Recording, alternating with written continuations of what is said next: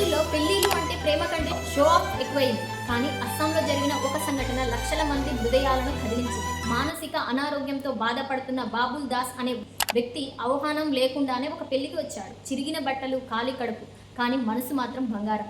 అక్కడ ఉన్న వాళ్ళు అతన్ని అవమానించలేదు. అందరిలాగా గౌరవంగా భోజనం పెట్టారు.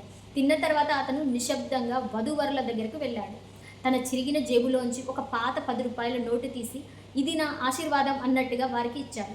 ఆ క్షణం అక్కడున్న వాళ్ళ కళ్ళల్లో నీళ్లు తెప్పించింది. లక్షల రూపాయల గిఫ్ట్స్ కంటే ఆ 10 రూపాయల విలువ చాలా గొప్పది. ఎందుకంటే money can buy gifts but not a pure heart. మనిషి విలువ అతని జేబులో ఉండదు, అతని హృదయంలో ఉంటుంది.